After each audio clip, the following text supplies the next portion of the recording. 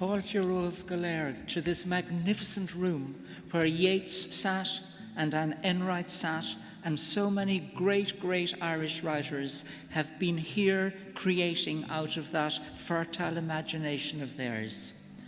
If just once a day people read a poem instead of picking up their phone, I guarantee you the world would be a better place.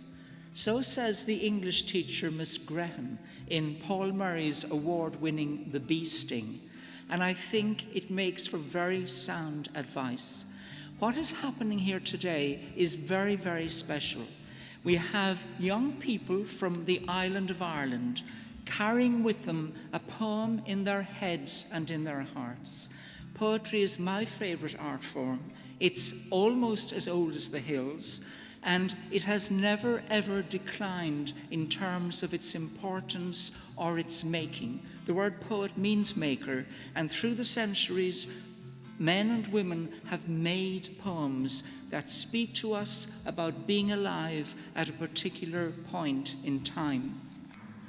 His chosen comrades thought at school he must grow a famous man. He thought the same and lived by rule. All his 20s crammed with toil. What then? Sang Plato's ghost. What then? Everything he wrote was read, and after certain years he won sufficient money for his need, and friends that have been friends indeed. What then? Sang Plato's ghost. What then? All his happier dreams came true. A small old house, wife, daughter, son, grounds where plum and cabbage grew. Poets and wits about him drew. What then? Sang Plato's ghost. What then? The work is done, grown old he thought, according to my boyish plan. Let the fools rage, I swerved in naught, something to perfection brought. But louder sang that ghost, what then? Once, without warning, you catapulted out of the water, as though the sea threw you to the sky and looked up laughing as you soared, arms flung wide to catch you. You were the sea's heart leaping from his chest, or a memory of my father jumping, thumping the air with happiness.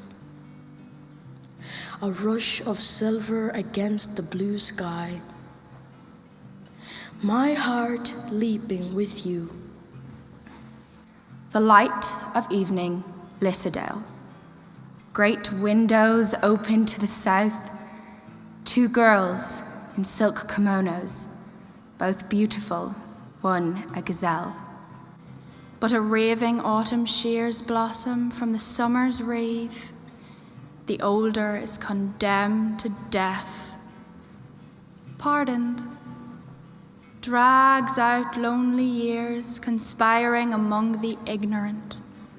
I know not of what the younger dreams, some vague utopia, and she seems, when withered old and skeleton gaunt, an image of such politics. Many a time, I think to seek one or the other out and speak of that old Georgian mansion, mix pictures of the mind, recall that table and the talk of youth. Two girls in silk kimonos, both beautiful, one a gazelle. Dear shadows, now you know it all the folly of a fight with a common wrong or right. The innocent and the beautiful have no enemy but time. Arise and bid me strike a match and strike another till time catch. Should the conflagration climb, run till all the sages know. We the great gazebo built, they convicted us of guilt. Bid me strike a match and blow. When the master was calling the roll, at the primary school, in college lands, you were meant to call back on Seo and raise your hand as your name occurred. 6 men born on this island have come back after 21 years. They climb up the overgrown roads to their family houses and come out shaking their heads. The roofs have fallen in. Birds have nested in the rafters. All the whitewashed rooms, all the nagging and praying and scolding and giggling and crying and gossiping are scattered. First came for the Jews, and I did not speak out because I was not a Jew. Then they came for the communists, and I did not speak out because I was not a communist. Blackening dregs of the brightening grey halved the sky ahead, and I saw the horses, huge in the dense grey, 10 together, a megalith still.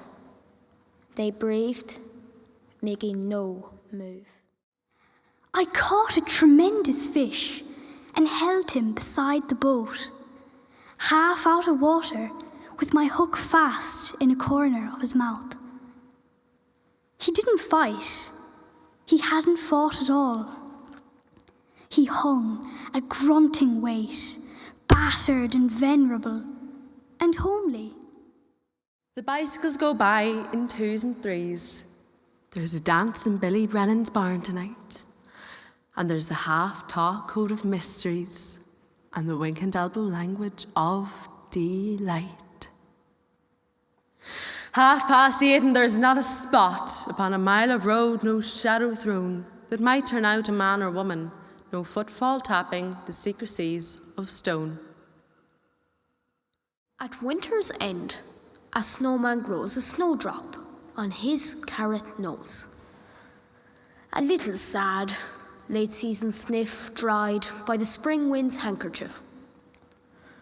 But day and night the sniffles drop, like flower buds they never stop, until you wake and find one day the cold old man has run away. Every old man I see reminds me of my father when he had fallen in love with death one time when sheaves were gathered. That man I saw in Gardner Street stumble on the curb was one. He stared at me half-eyed. I might have been his son. And I remember the musician faltering over his fiddle in Bayswater, London. He too set me the riddle. Every old man I see in October-coloured weather seems to say to me, I was once your father. How can you buy or sell the sky? The warmth of the ant?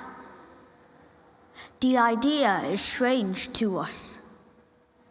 If we do not own the freshness of the air and the sparkle of the water, how can you buy them?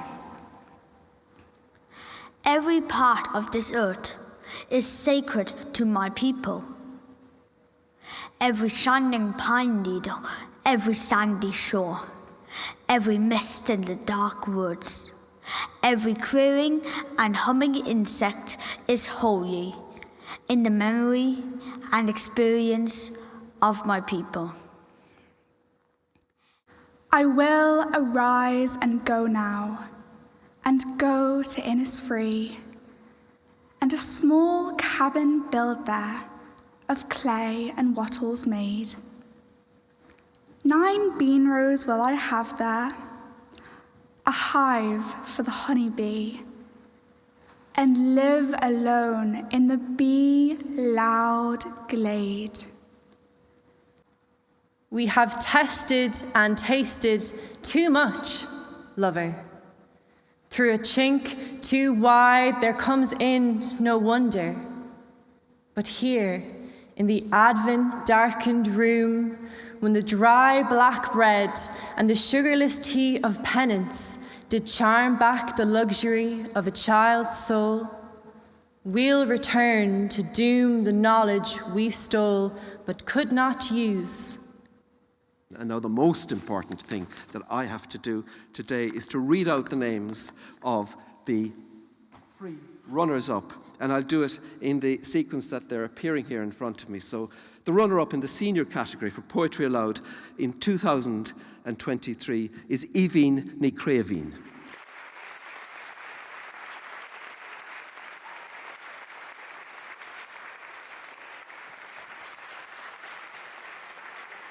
The runner-up in the intermediate category, Poetry Aloud 2023, is from High Cross College, Lisa Egan.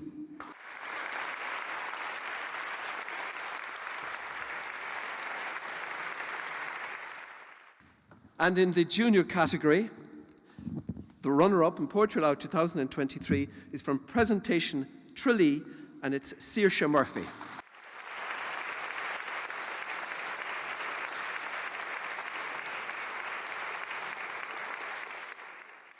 So just to say, we obviously it was how can I put it, very, very fairly done, obviously.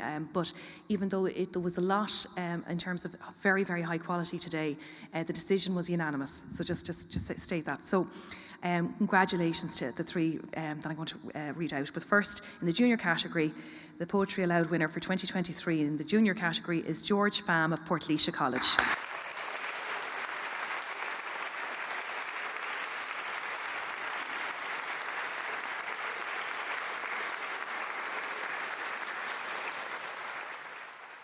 And the Poetry Aloud winner 2023 in the intermediate category is Shay Collins of Glenamaddy Community School, Galway.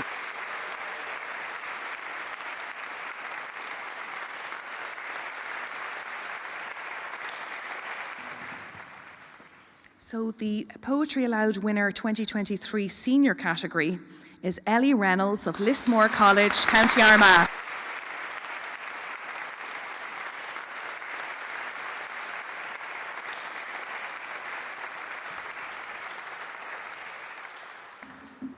So the overall winner, and just to say that I know it sounds corny, but the 3 of you are equal, and indeed the runners-up as well, and everybody that participated today. But there has to be one overall winner, and that winner for Poetry Aloud 2023 is Ellie Reynolds, Lismore College, Armagh.